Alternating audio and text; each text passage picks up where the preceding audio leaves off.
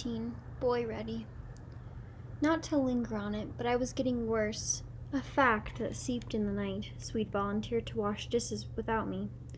Go up to bed, she said, taking my plate and glass out of my hands. That wheeze is awful. Thanks. You want me to boil some water? Sure. You want Dad? I did, but he disappeared suddenly. I was too tired to wonder where. You want me to pound your back? Not right then, I didn't. Go on up, she said, reaching down the vinegar. But I didn't want to go upstairs alone. I wanted to sit on the bottom step where I could see Swede. I wanted to listen to her talk. Upstairs, there'd be nothing to hear but my own gaspy noises. Also, the stairs looked steep. Tell me about Sunny. I took a breath. Up in the secret valley. But she turned on me, not to be fooled with. I went. I recall the climb as tougher than my ascent to the hills the first time seeking Davey. Tougher by far. I leaned in the dark stairwell to rest. Down in the kitchen, Swede banged to rinse. I climbed a few stairs. Of course I'd had times like this before. Of course I'd expected to bounce back. But 4 days had passed, and I knew it was bad to still be waiting.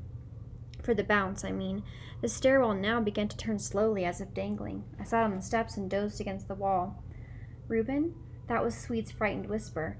There in the cold dark, I had just entered a dream about freezing in the west bedroom at August Schultz. Can you hear me, Rube? Smelling brine, I opened my eyes. She was halfway up the steps, holding a steaming pan and looking at me in alarm. Oh, I said. Are you okay? Sure. My gosh, Reuben, couldn't you even make it up the stairs? I got to my feet, embarrassed and scared. Sure, I just got tired, see? With Swede behind me, I held the railing and went up briskly enough the rest of the way. I brought you some steam. Here's a towel, she said, stuffing pillows behind me on the bed. Steam was the last thing I wanted, being already muzzy with fever, but unless I gained more air, I was afraid of falling asleep again and right in front of Swede, who was pulling up a chair. Should I read to you now? She asked. She stayed a long time, reading psalms against fear and twice rising to reboil the brine, but my lungs wouldn't loosen. I remember the room veering slowly and my eyesight tilting spot-struck around it. Swede pounded my back without result. I asked where Dad was, and she said, gone off with Roxana. She didn't know where. I wished he'd come to sit by me and pray. The muscles in my legs and chest needled. Dr. Noakes had described to me how oxygen is shipped around the body by arteries and capillaries, and it seemed to me these vessels were docking empty. Meantime, Dad was gone off courting Roxana. At this, a dread realization occurred. Since arriving at this house, we'd had no miracles whatever. I shut my eyes and went back. We'd slipped through the claws of the state patrol. We'd driven hours on an empty tank. We'd taken rooms here. And then what? You'll rightly point out plenty of subsequent wonders. Davey began encamped practically outside Roxana's door, the alighting of Roxana herself inside our motherless lives. But in the dark hour, I thought only that it had been a long time since Dad charged me in the name of God to draw my first breath, since he walked by, grace above the earth, or touched a torn saddle and healed it clean. And I thought, without a miracle, exactly what chance do I have? I decided then to tell Swede about Davey. I opened my eyes, and she was still there reading aloud, crouched forward into a verse. I know where he is, I said. In the mountainous Eden unseen, she replied patiently. The phrase sounded familiar and should have. She'd only just read it.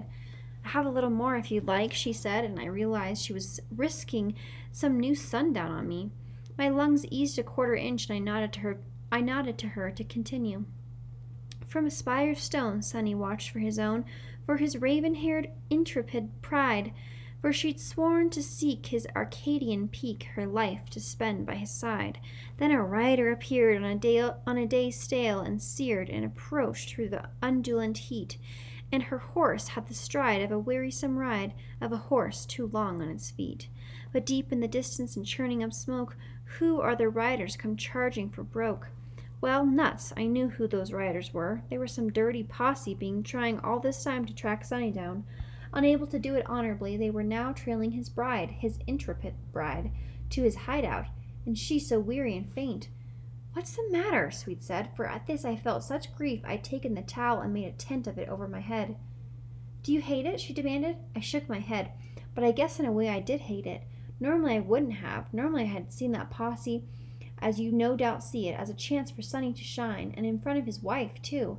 But my whole body mourned for air. I was hot and sick and wanted Dad to walk in.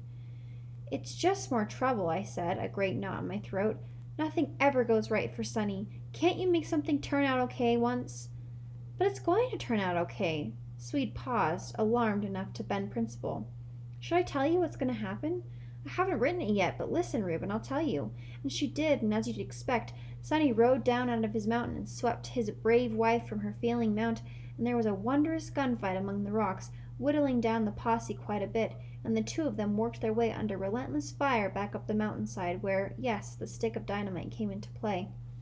And then the whole valley's theirs for the rest of their lives, and apple trees and fish in the stream and good pasture for their animals, Swede said. You see? You know what, though? It was no relief. In fact, it was worse, for as she spoke of this perfect valley, all I could see was Davey and the rotten shack he lived in, with its windy chinks and its dark pig and its frightful nutcase awaiting the world's destruction. Arcadian piqued my eye. Again I was griped with the need to spill all to Swede. I had the conviction my lungs weren't going to improve, that this time the bounce wasn't coming. Heavy with fever and unconfessed sin, I said, Swede, will you not get mad if I tell you something? But she said, That's Dad, hearing the door below us. Sure enough, there was talk down there, a new voice, some boot stamping, and up they came, Dad and a slumping fellow with a brown leather bag. He was Dr. Nichols, and he looked to have wrestled lately with some grievous contagion, so blue was the skin that hung about his eyes. What do you do for his lungs? The doctor inquired, taking a seat on my bed. He shook down the thermometer and jabbed it under my tongue. Steam, water, and vinegar, Dad replied. Baking soda sometimes. Doesn't do any good, said Dr. Nichols. Doesn't work. How long have you done it? Now he was working a stethoscope's icy cup against my chest. Since he was little. It's a worthless treatment. It seems to have helped, Dad said. Might as well have been crossing your fingers, Dr. Nichols muttered, moving the stethoscope an inch and listening again. We'd be grateful for any alternative you might suggest, Dad said. Dr. Nichols moved the scope again. Breathe. I did my best. You got a flock of sparrows in there, boy. You coughing anything up? No. Feel like you need to? I shook my head. Turn around. He rammed the scope between my shoulder blades. You think it would have warmed up. Well, no pneumonia, not yet.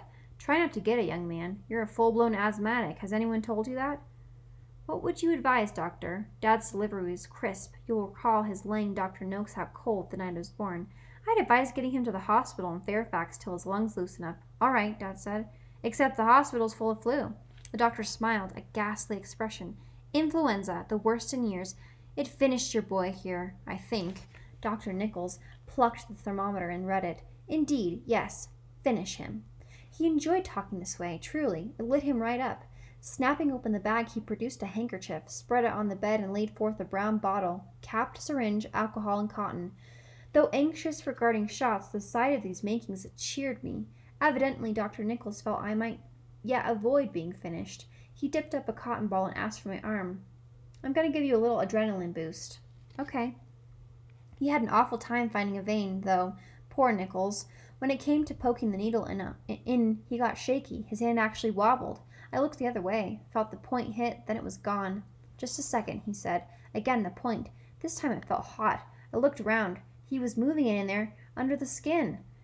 Don't pull like that, he told me. I wasn't pulling, but wanted to. Then he said, ah, like an exasperated ant, and held up the syringe which he'd broken off in my arm. So it was back to the bag for more makings. Also a tweezer. This time he took the other arm and hit it first try. I remember the solid, hot, licorice feel of the adrenaline coming in. Dad came back upstairs after Dr. Nichols left. I'd been sitting up in bed waiting to feel something, but except for a certain alertness, there was no change. I'm sorry, Reuben, Dad said. That's okay. It's just a little bruise. I thought he was talking about the botched needle. He sat on the bed looking slack and pale, hardly the handsome courting man of recent days. He said, I would take your place, son. I knew he would. Reuben, the water and vinegar, does it help? Most times. You can feel things loosen up? I'm pretty sure. Well, Dad said, that's the treatment Dr. Noakes believes in. It helps, really. How about now, the adrenaline? Yes, I told him. The truth was, while we talked, I'd developed the sensation of standing up. That's my best shot at describing it. When I looked down at my lap-folded hands, they appeared midgety and remote. You should try and sleep, Dad said, but there's little sleep for the adrenaline charged. You mostly dream of this or that noisome ordeal. For me, motors chugged unmuffled behind shut doors, obscuring shouted conversations. Tin pans rang. Trains hurtled by. I was trying to ask Swede why a person never hears of asthmatic outlaws. Finger in one ear, she replied they existed but rarely excelled. She told a story about one who, in a spectacular lapse of judgment, took up burglary and continually wheezed so loud he woke his intended victims. In the dream, I was retching every muscle in the effort to breathe, and waking from it, the work was no less hard. Lying there, I thought of Dr. Nichols with his shaky hands, and how little good he'd done me, and it seemed a strange and heartbreaking come-down that Dad of all people had gone and fetched him here. And I thought, too, of Jape Walzer and the way he'd removed his own mangled fingers, not one but two, and sewed up the places himself.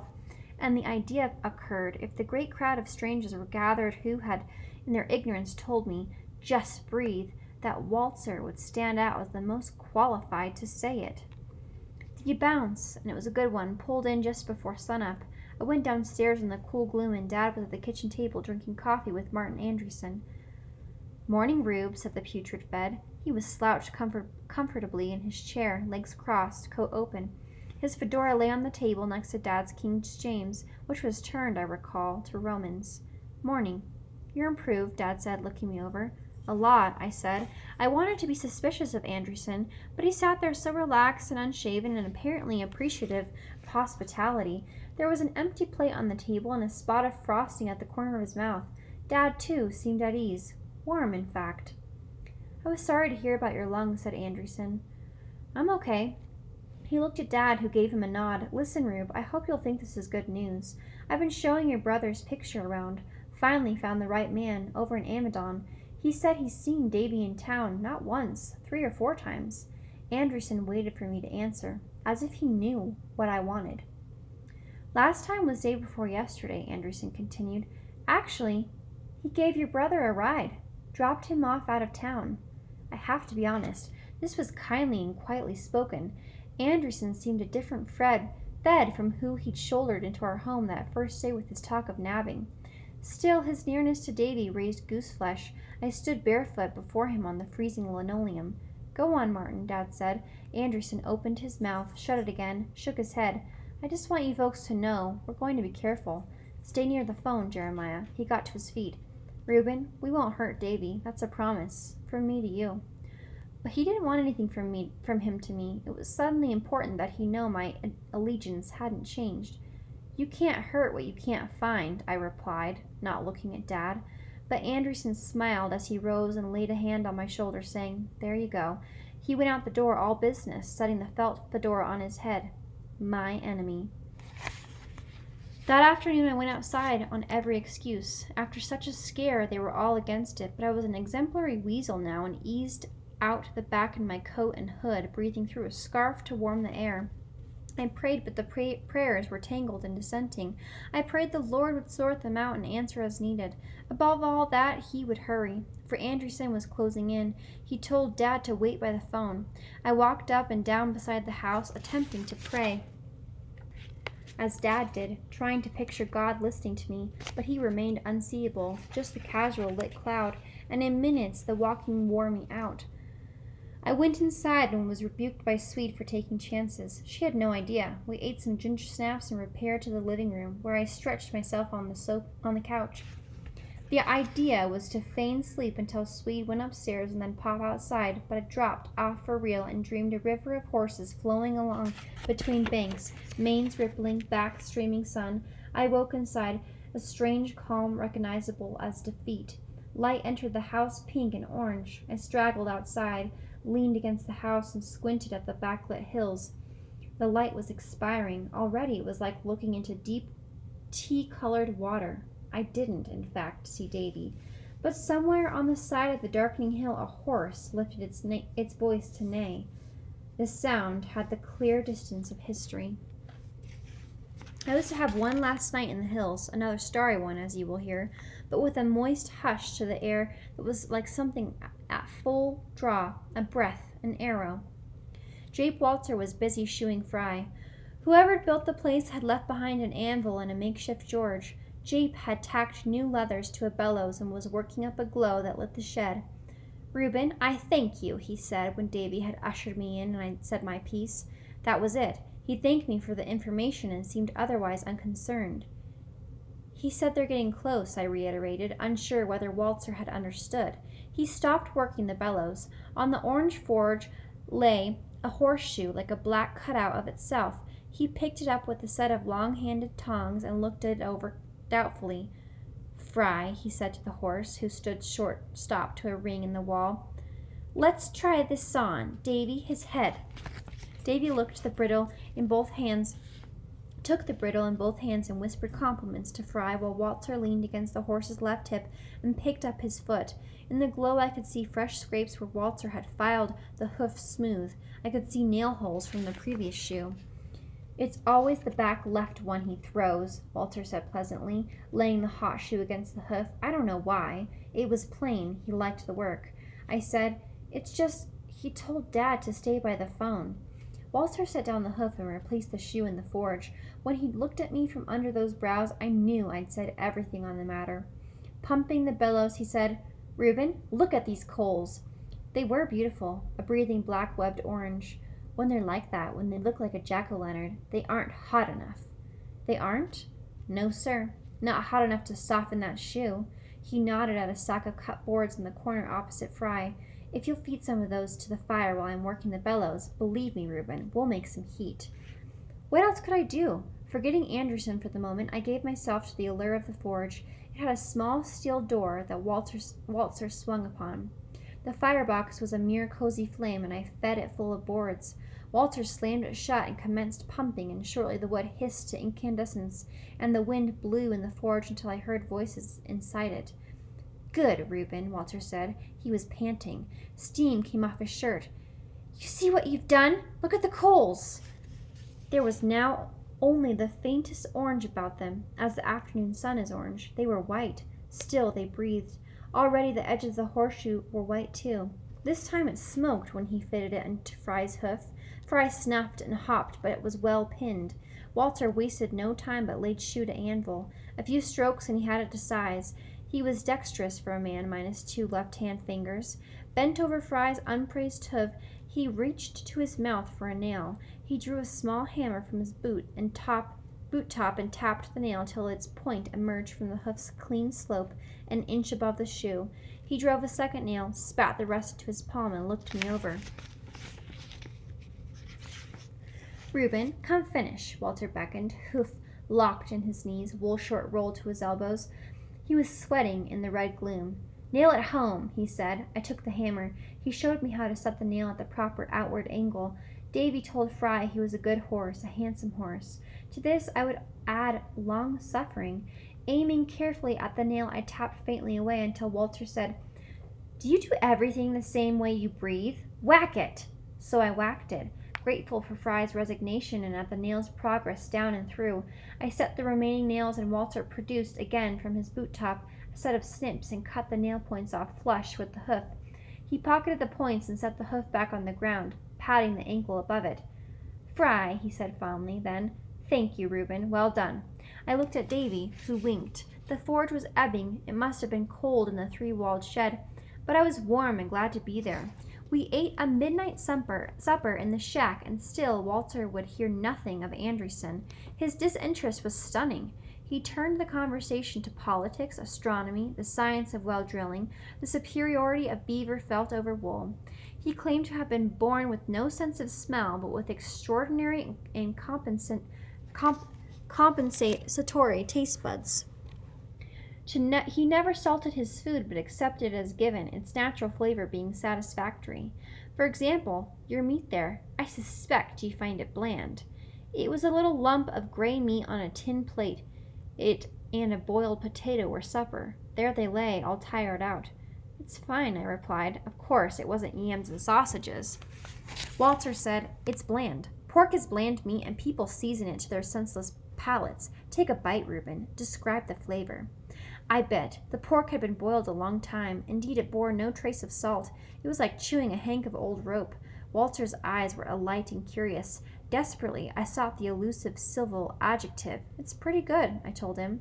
I commend your courtesy, but nonsense. I won't take offense. Nor will Emil. Do it for Emil, You remember Emil. I peered at the pork. Walter said, Go on, assess the piquancy of Emil. It's all the memorial he's bound to get. Poor little Emil. He was delighted the meat had a name. He couldn't use it enough. And yet, surprisingly, knowing the pale lump before me was Emil was not disturbing. In fact, it freed me up somehow. I chewed him up and swallowed him. It's stiff, I said cautiously. A little dry. Walter said, Go on. It's dull, blunt. Yes, Walter liked this. A strange thing occurred. Adjectives, generally standoffish around me, being tossed themselves at my feet. It's fibrous, rough, ropey. I was faintly aware of insulting Sarah's cookery, but Walter was nodding, smiling. His favor was better than the alternative. I basked in it, and it was fun for a change, having the words dispirited, stagnant, mortified, vapid. I wasn't sure what that last one meant, having heard it from Swede in a discussion about her second-grade teacher, but it had a ring. Well said, Walter declared, the only time I recall that compliment being applied to myself. It tastes like cartilage, I added, wanting to get that one in. Yes, good. Now me. Walter took a small mouthful and worked it efficiently. Yes. He closed his eyes, swallowed, blew hard through his nostrils. I taste corn, not so much corn as I'd like. Kernels and husks. I taste beans, bread, pigweed, grass, earth. Quite a lot of earth. Salt. I realized he was describing Emil's diet. He looked pained. Unfortunately, I also taste slops. It's a hard gift. I have encountered flavors in sausages it would be obscene to describe. Did I believe him? It doesn't matter. All this time my lungs had worked tolerably well. I understand now this was a period of grace. Walter went on treating me as though my presence honored him. Wary as I was, this manner was winning and his talk beguiling. Sarah stayed apart from us behind her wall of quilts. Later we stood outside the cabin, Walter pointing out Constellations while Davey went to saddle Fry. There's the great ring, he said, and there is the totem. There's Hawk and Mouse and the whale boy ready. I could only nod. Having someone point out constellations is pleasant as long as they don't insist that you actually see them. Aside from the Dipper and Orion and the teapot, constellations tend to hide in the stars. I never heard of Boy Ready, I said, as though the others were familiar to me. So he aimed at its points one by one and related the myth of a child who lived in a city of wood, and how one night the city caught fire and burned so fiercely that by morning nothing remained but a field of fine ash. Only the boy escaped. One day a passing pilgrim saw him crouched at the river pursuing fish with his hands. The pilgrim took the boy on his horse to the next city, where he was fed and then celebrated as the tale of his survival spread. The boy charmed all with his bravery and wit and was adopted by the king and grew up trained in arms and letters. At last he became king himself and was wise and good. It was a passable story until Walter revealed that the boy had set the fire himself. He couldn't have, I said. Of course he could. Calm down, Reuben. It's only a legend. But all Walter's constellations told such turned legends. There was the bowsprit about another rotten boy who slew his father while he slept and later became a fire-breathing pirate who devoured his victims' limbs and decorated the rail of his ship with their heads. This fellow tramped up and down the high seas challenging men and gods until a brave captain met him in battle, the two of them going sword and sword across decks for days without rest. At last the captain, by superior craft, cleft the other in two at an angle, so that the pirate's head with one arm and shoulders thumped on the deck with a terminal snarl. Job done. The captain returned to his ship to wash for dinner and looked in his polished brass mirror. You see what's coming. The poor captain saw not his own face but the pirate's, and the nastiest grin all over it. Following this, all his noble impulses fell away like a mail shirt, and he developed a wild controlling lust for jeweled plunder and an appetite for boiled legs and arms. So you can win the battle, Reuben, Walter shrugged, but the war is lost long ago. Crumb, I reflected morosely, as Fry and Davy trotted up. Walter put his altered hand on my head. "Don't let it bother you," he said. But it did. The next day, Martin Anderson called. The fellow who'd given Davey a lift, named Robinson, had promised to show Anderson the place he dropped him off. They'd been going to meet at the Amadon Cafe, but Robinson never showed. There were 3 Robinsons in the phone book. Anderson reached 2. The third's telephone had been disconnected. Inquiring directions to the disconnected Robinson's house, Anderson drove 8 rugged miles along the edge of the Badlands. The house he found there was cold and boarded. "The situation, Martin," Dad said, "requires prayer." I'd have given quite a bit to hear the Fed's response. Whatever it was, Dad said, "Of course, we'll expect to hear from you," then hung up and called me over. "Chest tight?" he asked, a rhetorical question, for he could hear what had become the usual wheeze. "Yes, sir. What can I do?" He'd begun approaching it this way ever since Dr. Nichols threw cold water on the vinegar treatment. "Just pound a little." He turned me by the shoulders, and I braced against the door jamb while he worked my back. Except for the thumping, it was quiet. It was a quiet morning, and when he stopped, I could hear Roxana humming in the next room. "Better?" "Yes, sir." He listened. "Sounds about the same." "It's better." "Reuben," he said out of nowhere, "is there something you ought to be telling me?" My insides gelled. "I don't think so." "You're looking peaked," he said. "It wears, this whole thing, doesn't it?" So it was only my health he was worried about. I'm going to the trailer and pray for your brother," he said. Such sadness in his face, it was as though he knew something I didn't, instead of the reverse. No word arrived from Anderson that day, or the next. What did arrive was a northwest wind that sang against the house. In the Dakotas it needn't snow to blizzard. The wind came low and fast, peeling the drifts. From her window upstairs, Swede and I watched a cavalry charge minus the horses.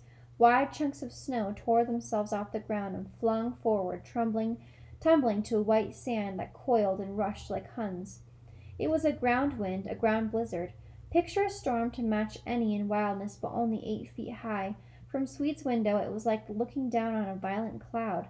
The barn protruded, its door invisible down inside the storm, and the handle of a snow shovel stuck in a drift, and Roxana's red birdhouse on a tilting pole.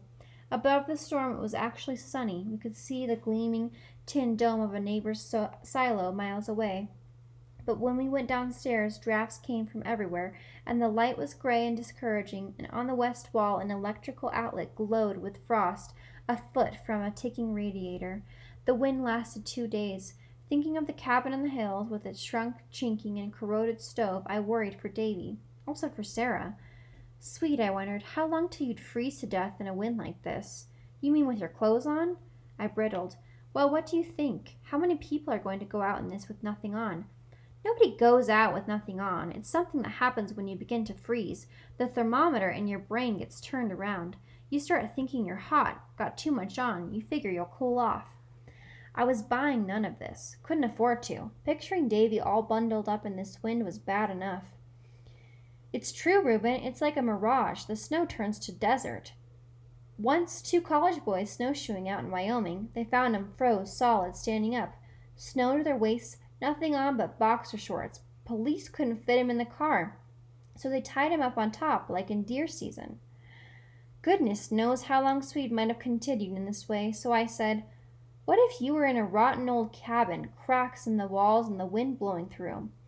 Well, that set Swede on another track even more horrific. She related a story about some troop of outcasts running out of food at their belts and boot tops, running out of food at the onset of a record book blizzard, and how hungry they all got, eating their belts and boot tops, though not their lone horse, which had sensibly escaped, and how the weaker among them skidded away from reality and started gnawing their own limbs, smacking their lips, yet making, you'd have to say, no nutritional gain. As the tale grew, it was badly timed. Walter, too, had spoken of cannibalism, and in fact it seemed a thing he might practice without remorse. I descended to morbid reflections. Suppose the storm lasted a week? How much firewood did they have in that cabin? And how much food? With both Davy and Sarah on hand, I was certain Walter would eat Davy first. He had other plans for Sarah.